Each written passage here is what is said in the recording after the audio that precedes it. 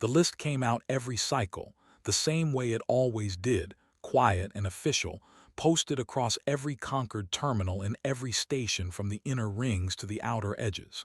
Nobody made a ceremony of it. Nobody needed to. The results never changed enough to matter. Except at the bottom. At the bottom, as always, was the human entry, 43rd out of 43, dead last on the durability scale for the 19th consecutive cycle. The listing read the same as it always did: low physical resilience, limited environmental tolerance, no natural armor, no venom, no regenerative capability, projected species threat level, negligible. In the docking district of Harvin Station, a cargo pilot named Ren Adler was reading the list on a wall terminal while waiting for his freight manifest to process. He read it the way someone reads a weather report for a place they do not live. Then he picked up his bag and walked to his gate. The station was busy. Harvin was a midpoint hub, the kind of place where 100 species pass through without stopping long enough to learn each other's names. Veth clerks processed arrivals with their 4 long fingers, moving across terminals faster than most species could track. Grethian merchants argued loudly over cargo fees, their wide, heavy bodies taking up most of the corridor. A cluster of Cenari young ones chased each other through the crowd, their bioluminescent patches flickering with excitement, and the adults behind them made the low clicking sound that passed for scolding in their language. Nobody looked at Ren twice. Humans were common enough in transit hubs now, common and harmless. They were the small ones who carried things and fixed pipes and flew cargo ships that nobody else wanted to bother with.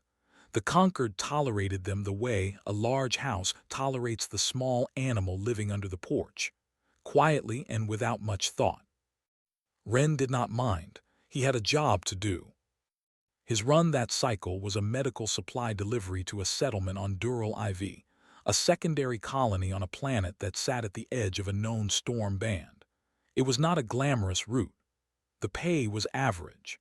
The ship, a patched freighter he called Mule without irony, had seen better decades. But the colony needed the supplies, and the conquered logistics office had nobody else available who was willing to take the weather risk for the offered rate. Ren had looked at the weather data, looked at the rate, and signed the contract. In the departure lounge, he sat across from a Veth diplomat named Dira who was waiting for a connecting transport.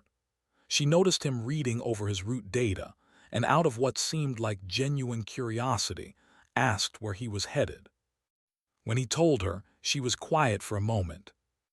The storm band on Dural IV is projected to intensify this cycle, she said. Her voice was careful, the way Veth voices always were, measured, like every word was being selected from a very organized shelf. The conquered logistics office has flagged the settlement as low priority for emergency response. You are aware of this? Yes, Ren said. And you are still going. Someone has to. Dira studied him for a moment with her wide, dark eyes. It was not the look of someone who thought he was brave. It was more like the look of someone trying to figure out what category to put him in, and finding that none of the available categories fit correctly. The settlement has approximately 200 residents, she said. 214, Ren said. I checked the census. He picked up his bag and headed to the gate. The flight to Dural IV took 11 hours. The storm band hit at hour 9. By that point, Ren had already strapped everything down, rerouted power to hull stabilizers, and eaten the last of his food because he had a feeling he was not going to have time to eat again for a while. The planet looked violent from above. The storm was not a small system. It stretched across nearly a quarter of the landmass, green-black and churning, lit from within by constant lightning. The colony settlement sat in its direct path. Ren did not turn around. He adjusted his descent angle, reduced speed, and took Mule down through the outer edge of the storm with both hands on the manual controls and his full attention on the instruments. The landing was rough. He came down in the settlement's main yard at an angle that was not quite correct, scraped a landing strut, and bounced once before the ship settled. Rain hammered the hull like gravel. The wind tried to push him sideways, and he let the engines correct for it. He was on the ground. Through the forward viewport, he could already see that two of the settlement's outer structures had collapsed. There were people moving in the rain, trying to reach each other, slipping in the mud. A child was standing in the open with no shelter, just standing there, looking at Mule like it was something that had fallen from the sky. Which technically it had. Ren pulled on his weather gear, grabbed the emergency kit from behind his seat, and opened the hatch. The wind hit him like a wall. The rain was cold and came at an angle and immediately soaked through the outer layer of his gear. He walked toward the child, picked her up without ceremony, and carried her toward the nearest standing structure. Inside, a cluster of colonists looked at him with the particular expression of people who had stopped expecting help and were not quite sure how to process receiving it. "How many are unaccounted for?" he asked. Someone told him, 11 people still in the collapsed outer buildings. Ren set the child down, handed her to the nearest adult, and picked up his kit. "Show me where," he said. Nobody had sent a rescue team. The Concord risk assessment had decided the math did not work out, but Ren was already there and the math he was doing was simpler. 11 people in the rubble, one person standing outside it. He went in. His research posting on Dural IV was about soil composition and the way certain mineral deposits interacted with the planet's storm cycle. It was quiet work, methodical work, the kind of work that suited him.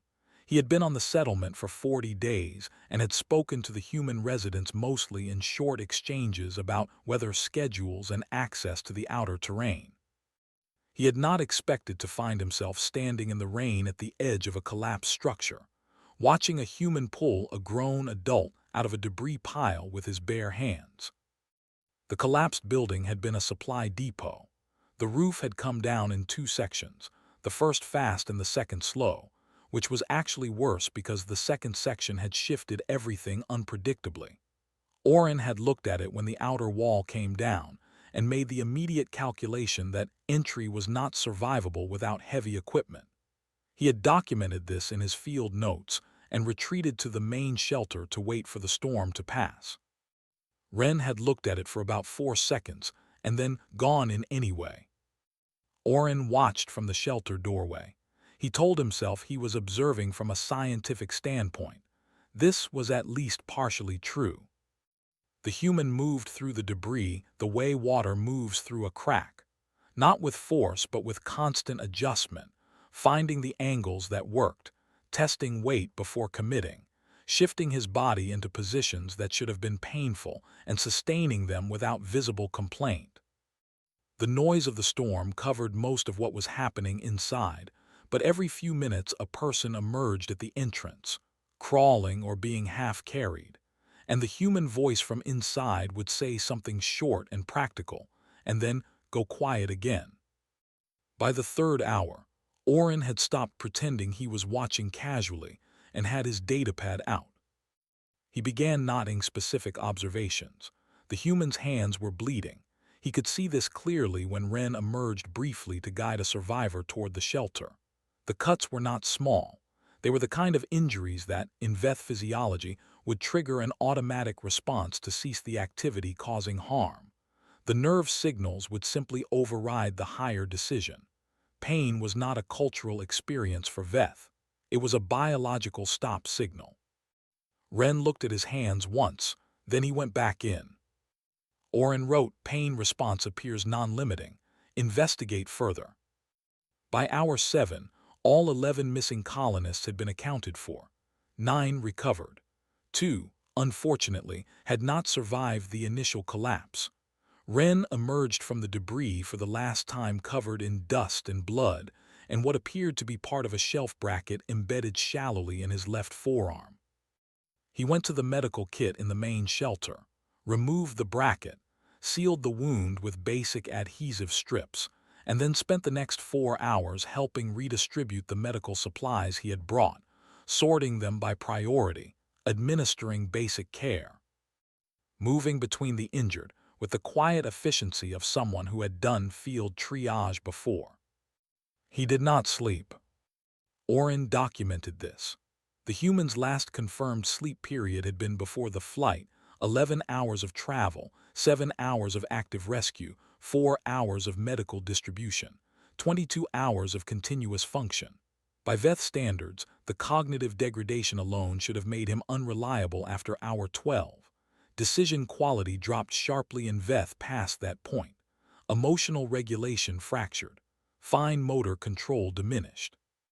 Ren bandaged a child's leg with steady hands at hour 22 and told her a short story about a dog while he worked. Oren could not hear the story clearly, but the child stopped crying. The storm passed on the second day. The Concord relief team arrived 6 hours after that, which was 4 hours faster than their original estimate, which they seemed to consider impressive. They found the settlement organized, the injured cataloged and stabilized, the surviving structures reinforced with materials Ren had salvaged and repurposed, a distribution schedule already in place for the medical supplies. They found Ren asleep on the floor in the corner of the main shelter, with a small girl curled against his side, and his hand loosely holding hers. The relief team leader, a Grethian named Osik, looked at the sleeping human for a long moment. Then he looked at the state of the settlement, clearly better than he had expected, and said nothing. He filed his report later. It described the situation as stable upon arrival. Oren filed a different report. His was longer. It contained 17 separate observations about the human pilot and attached a request to access Concord xenobiology records on human physiology. He framed it as supplementary environmental research. That night in his own bunk, Oren pulled up everything publicly available on human biology. He had looked at it before, the same way every Concord-educated researcher had. The standard summary: low durability ratings, high mortality in extreme conditions, not considered a species of significant biological interest. He read it again, now with different eyes. The low durability numbers were real. No argument there. Humans healed slowly by galactic standards. They had no natural protection. A Grethian skin would have shrugged off half the debris Ren had crawled through. A Cenari's pain tolerance was chemically enforced, automatic, not a choice. But there was something the durability numbers did not capture. Something Oren had watched for 31 hours in a storm on a collapsing planet. He opened a new document and wrote at the top, preliminary notes on human persistence under sustained adverse conditions. Then he started writing. He wrote for 3 hours. When he finally stopped, he had more questions than when he started, which was, in his experience, the sign of something genuinely interesting. He sent the document to a small Veth science journal the following morning. It was not a dramatic submission. He did not think many people would read it. He was wrong about that, but it would take a while for him to find out. The dispute between the Cenari Collective and the Grethian Trade Federation had been building for 11 cycles. Everyone in the Concord knew it. Everyone had been politely pretending not to notice in the way that large institutions pretend not to notice things they do not want to deal with. Then the Cenari moved 3 warships into the Dural corridor, and the Grethians responded by moving 5. And suddenly, the human colony on Dural VII was sitting directly between 2 fleets that had very publicly stopped pretending. The Concord emergency session lasted 9 hours. The result was a carefully worded statement expressing deep concern and a vote on emergency evacuation of the Dural VII colony. The evacuation vote passed, narrowly. The timeline allocated was 72 hours. The ships assigned to the task were 2 mid-size Concord transports, which could carry perhaps half the colony population in one trip if conditions were cooperative. Conditions were not cooperative. The Cenari fleet had moved to a position that made the direct approach route effectively impassable without Cenari clearance, which had not been granted. The conquered transports held at a safe distance. The colony waited. Admiral Yara had been given command of the human patrol presence in the Dural region 8 months prior. Her fleet was not an impressive force by conquered standards. 3 patrol ships, 1 supply vessel, all of them older models that the conquered had stopped assigning to species with better political standing. Her official mandate was anti-piracy monitoring and customs support. She had no authority over diplomatic incidents. She read the evacuation timeline, looked at the map of the fleet positions, and did the arithmetic. The numbers did not work. They did not work by a wide enough margin that she spent only about 40 seconds confirming it before she sent a short message to her crew. The message said, "Prepare for movement." She did not say where.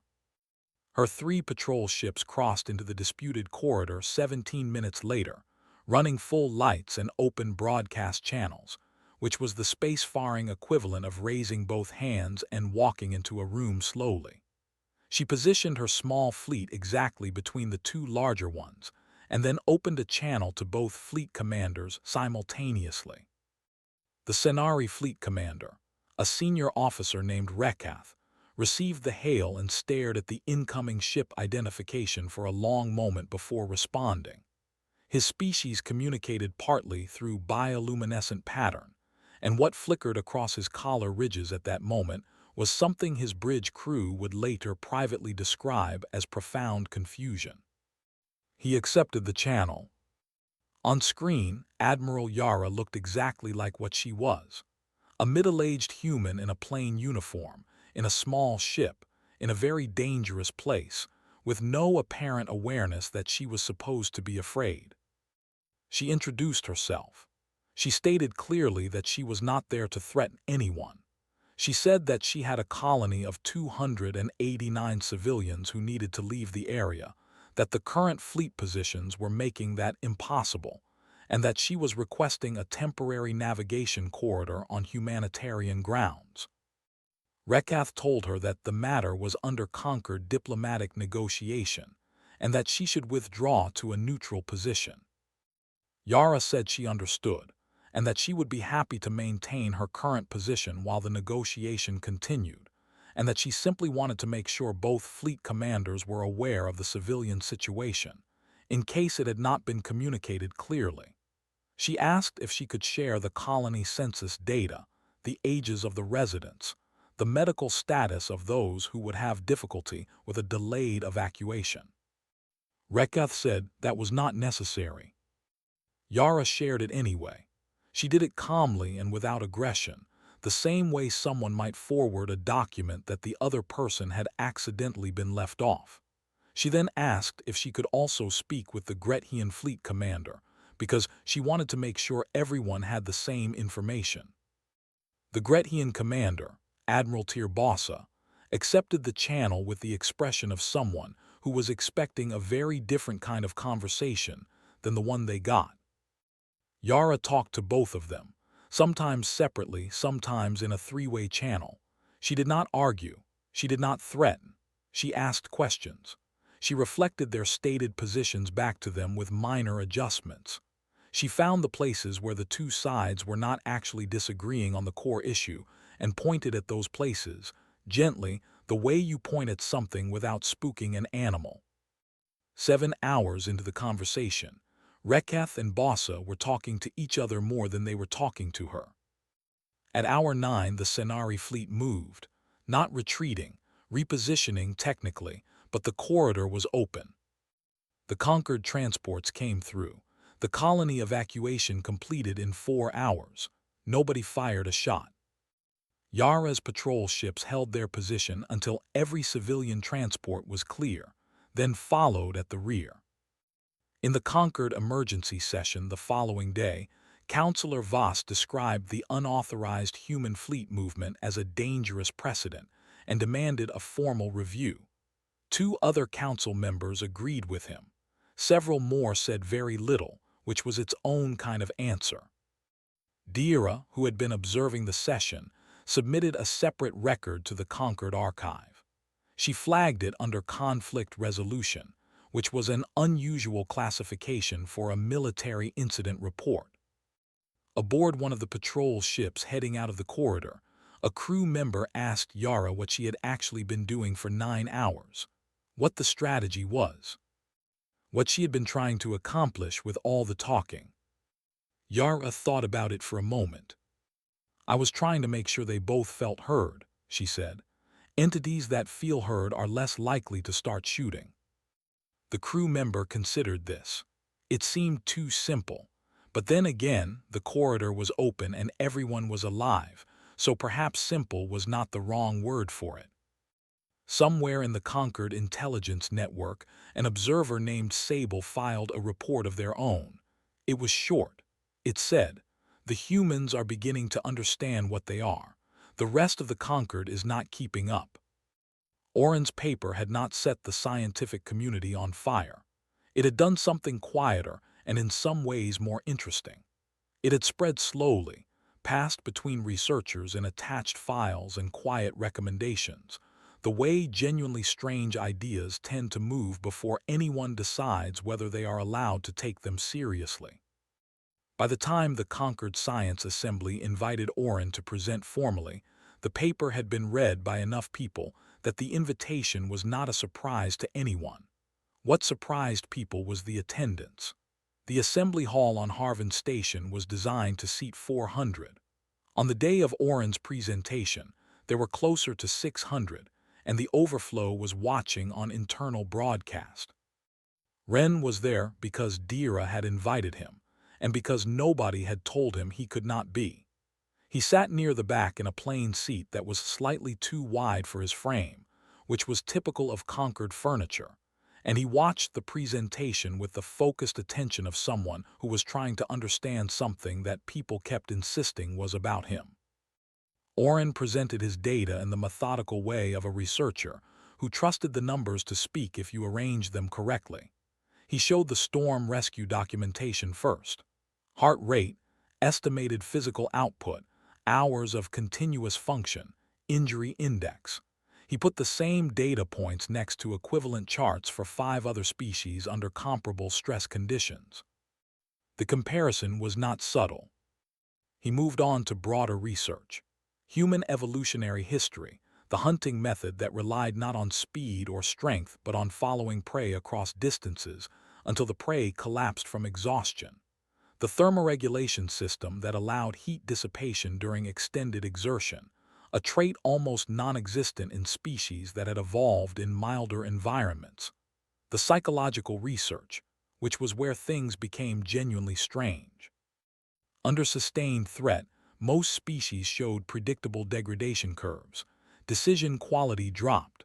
Risk tolerance either collapsed into paralysis or spiked into recklessness.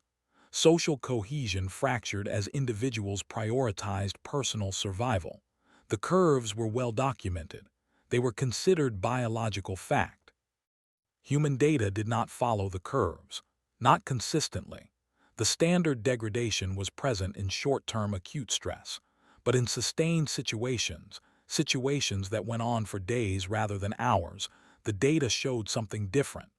Social cohesion in human groups under prolonged pressure frequently increased. Decision quality remained functional far longer than predicted. And there was a particular pattern that Oren had flagged in 11 separate historical incidents, confirmed by Concord observers, where humans in genuinely hopeless situations had continued to act in ways that were not oriented toward personal survival at all. They continued to act toward each other. Counselor Voss was in the hall. He had come, Ren suspected, specifically to find problems with the presentation, which was a legitimate scientific function. He raised his hand during the response period and asked several sharp questions about sample size and selection bias. They were good questions. Oren answered them with the patience of someone who had spent several months preparing for exactly those questions. Then a Grethian general in the third row, a broad and heavily built officer named Dasa who had not spoken yet, raised his hand. He asked Ren to describe the storm rescue. The room shifted slightly. Ren was not on the program. He was an attendee. But nobody objected, including Oren, who sat down and gestured for Ren to take the floor in a way that managed to be both polite and genuinely curious about what was going to happen. Ren stood up. He was not a speaker. He did not arrange his words the way Oren did. He described the storm landing in the same tone he would use to describe a cargo manifest. He said the roof had come down and there were people inside and he had gone in to get them. He said the first 3 extractions had been straightforward and the fourth had been complicated because of how the second section had fallen. He described the specific problem and how he had worked around it. He said 2 people had not made it and he named them, which he had looked up before the session, because he felt it was right to know their names. He sat back down. The hall was very quiet. General Dasa looked at him for a long time. Then he asked a question that was not part of any scientific program, but that everyone in the room had felt arriving for the last few minutes. He asked, "When you went into that building, did you know you would come out?" Ren thought about it genuinely. "No," he said. Dasa asked, "Then why did you go?" Ren looked slightly puzzled by the question, the way someone looks when they are asked to explain something that does not feel like it requires an explanation. He said, "Because they were in there." That was the whole answer. He did not add to it. Oren, watching from the presentation floor, quietly wrote something in his notes. He wrote, "The human does not experience the absence of certainty as a reason to stop. Investigate the mechanism." Counselor Voss made a point of submitting a formal objection to the methodology of the study and a request that no policy conclusions be drawn from incomplete biological data. This was entered into the record. His objection was noted. Oren's paper was published in the Concord's primary scientific journal 4 days later. The title, revised from his original draft, was blunter than he had initially intended. He had changed it the night before submission, after thinking about Ren's answer for several hours. The new title was, "The Durability Scale Does Not Measure Durability." It was downloaded 400,000 times in the first week. The Concord Policy Office sent a formal response saying the title was misleading and potentially inflammatory. Nobody stopped downloading it. Nobody had a good name for it. The Concord Science Division called it Anomaly Class 7, which was the kind of name that communicated nothing and was probably chosen for that reason. The Outer Colony reports called it the Drift. The Senari had an older word for it in their language, a word that translated roughly as the thing that comes when you are not watching, which was poetic but also accurate. What it was, in practical terms, was a spreading region of space where things stopped transmitting. Colony beacons went quiet. Survey ships sent into the area did not return. The silence was not dramatic. It did not announce itself. It simply expanded slowly from its origin point somewhere past the teller margin, and where it expanded, there was nothing on the other side. The Concord had been monitoring it for 6 cycles. The official position was that it was a natural phenomenon under active study. The unofficial position, held by most of the people who had looked at the data carefully, was that it was not a natural phenomenon and that nobody was sure what to do about it. The pale reach, as Sable had started calling it in internal reports, appeared to avoid certain things: high-density gravitational fields, specific electromagnetic emissions, and for reasons that were not yet understood, certain regions of space that happened to have significant human activity. This last observation had not made it into any official report yet. Sable was still verifying it. The pattern was real, but the mechanism was unknown, and in Concord intelligence work, you did not put unknown mechanisms in official reports unless you wanted to spend the next 6 months in a review committee. The pale reach moved into the Dural outer zone during the same cycle that Ren was doing a run to a supply depot 2 systems over. He heard about it the way most people heard about things in the outer zones, late and secondhand, and without enough detail to be useful. What he heard was that 3 colonies had gone dark, and that the conquered response fleet was holding at the teller margin, because the tactical models had not reached consensus on approach strategy. He also heard that there were people in the affected zone who had not evacuated yet. The evacuation order had come late. The pale reach moved faster than the models predicted.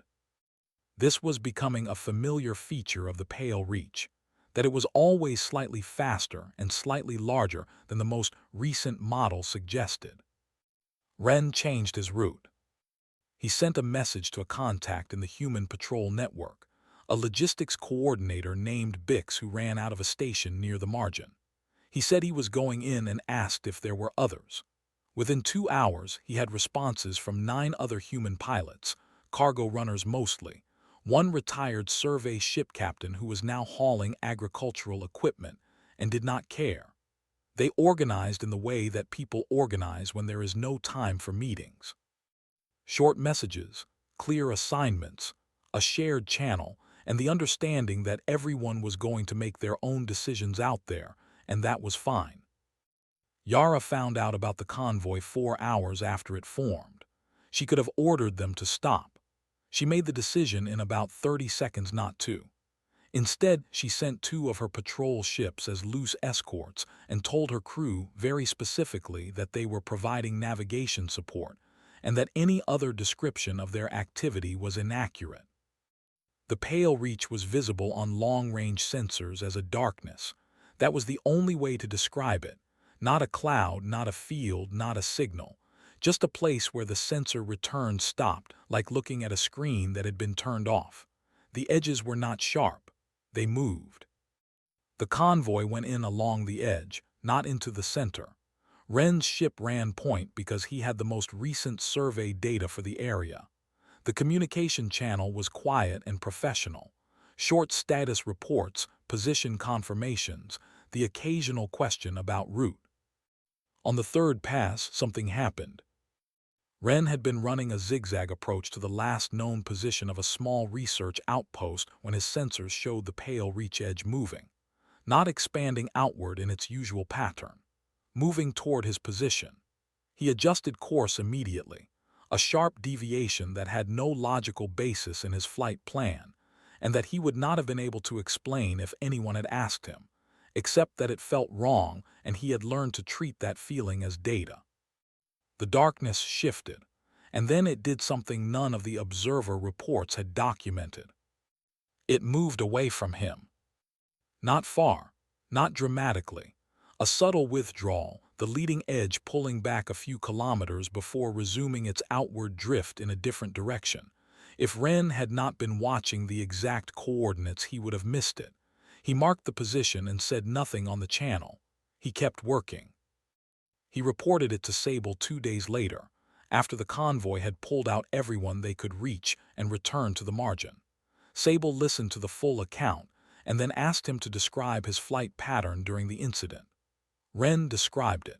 It had been irregular. He had been responding to gut instinct and fuel calculations simultaneously, and the result had been a route that no navigational algorithm would have generated. Sable asked if he had known what he was doing. Ren said he had been doing what seemed right at the time. Sable sat with that for a moment. They had been building a theory for months now, the pale reach and its avoidance patterns, the species it moved around versus the ones it absorbed, the single consistent variable across every case where the reach had pulled back. The reach could not model unpredictability. Whatever it was and however it worked, it appeared to navigate by anticipating. And humans, with their irregular decision-making and their emotional inputs and their tendency to do things that were not in any tactical manual, were something it could not get ahead of. The irony was significant. The Conquered had spent 19 cycles measuring humanity as the least threatening species in the known galaxy. The Pale Reach, which had absorbed the colonies of 3 species with high durability scores without apparent difficulty, had just backed away from a cargo pilot running on instinct and 2-day-old survey maps. Sable finished the report they had been delaying for months. They flagged it urgent. They sent it to Dira. The subject line said simply, Read this before the assembly vote. In the outer zone, the convoy headed home. Ren ate a cold meal in the cockpit and made notes about the cargo condition of the supplies they had recovered. His hands were steady. He did not know yet what his flight pattern had meant to something vast and dark out in the drift. He was thinking about whether the second outpost team had enough medical supplies to last until the next run. He was already planning the next run. The Grand Assembly of the Conquered met in full session twice a year. Emergency sessions were rarer and came with the specific energy of an institution that had been forced to do something it had not scheduled. This one had been called because Councillor Voss had pushed for a final vote on the human ward classification, and because enough council members had decided that the question needed to be settled once and for all. Both sides had agreed on that much, at least. The hall was full. Every seated species had sent a representative. The press channels were broadcasting. The protocols were observed. And then Dira stood up and submitted a request to enter new evidence before the vote, which was within her rights as a member representative, and which delayed the opening formalities by 40 minutes while Councillor Voss formally objected and was formally overruled. Oren presented first. He had refined his data considerably since the Science Assembly. He did not lead with the storm rescue or the border corridor incident. He led with the Pale Reach. The new data had been gathered and cross-referenced over the previous 2 weeks, working with Sable and with Conquered monitoring stations along the Teller margin. He showed every documented case where the Pale Reach had retreated. He showed the common variables. He showed the species affected and the species avoided. He put the human activity zones on the same map. The overlap was not subtle. Then he showed the flight data from the convoy runs. The paths human pilots had flown, overlaid with the Pale Reach's subsequent movements. The pattern was consistent across 11 separate incidents. The Reach modeled predictable behavior and moved through it. Against unpredictable behavior, it hesitated, redirected, in several cases retreated. He did not draw the conclusion out loud. He let the data draw it. That was the Veth way of presenting an argument. Let the other entity reach the conclusion. It stays better when they do.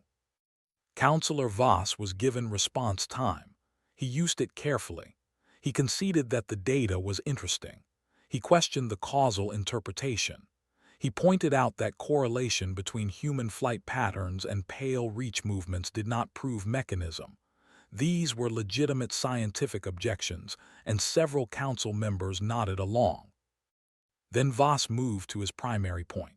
He said that regardless of the Pale Reach data, the fundamental question before the assembly was one of capability and self-determination. He said humans, however interesting they might be as a biological curiosity, were not equipped to manage their own affairs at a galactic level. Their population was small. Their technology was derivative. Their military was ceremonial. The ward classification was not a punishment. It was a protection. He said this with genuine conviction, which was, Ren thought from his observer seat in the gallery, probably the most honest thing about the whole argument. Voss believed what he was saying. He just had no idea how limited his frame of reference was. Dira was the last speaker before the vote. She did not use data. She had watched Oren use data, and she had watched Voss pick at the edges of it, which was what people did with data when they had already decided what they believed. She had learned, over a long career, that data changed minds in quiet rooms and changed nothing in crowded ones. She told a story instead. She described the departure lounge on Harvin Station where she had first spoken to Ren. She described what he had said when she told him the storm ban was dangerous. She described what the Concord's risk assessment had decided about the colony and what one cargo pilot had decided on his own. She said she had been thinking about that difference for a long time. She said the ward classification rested on an assumption. The assumption was that the Conquered understood what made a species capable, that the durability scale and the technology indices and the military ratings captured something real and complete about what a species was. She said she no longer believed that. She said she had watched humans be categorized as fragile for 19 cycles, and she had watched them do things that no other species in the conquered had done in that same period.